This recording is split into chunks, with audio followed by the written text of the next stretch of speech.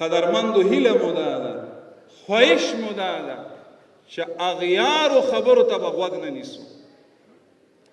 زمونږ مشران زمونږ د پلارانو حیثیت لري، زمونږ همزولي زمونږ د رونو حیثیت لري،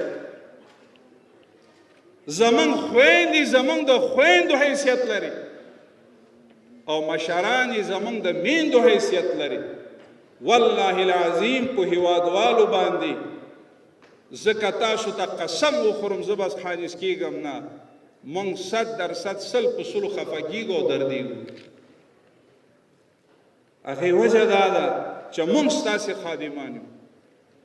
الا فکلکم راع وکلکم مسئول عن رعیه. ستاسو په باره کې موږ نه به تپوس کېږي، خو زمونږ په باره کې به تاسو نه به تپوس نه.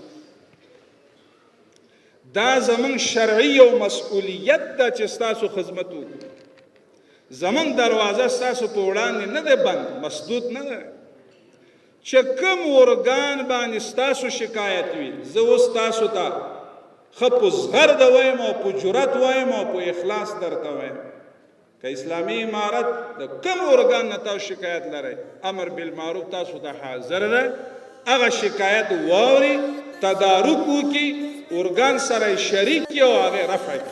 دا د الله د شریعت د سپین قانون حصدار، موږ ته له خپله ژونده ډېره مقدمه شوبه، موږ ته له خپله ژونده ډېره مقدمه شوبه. دا د امر بالمعروف لا اهمه شوبه، دا د امر بالمعروف لا اهمه شوبه. د امارت شوبو کې ډېره محترمه شوبه، د امارت شوبو کې ډېره محترمه شوبه.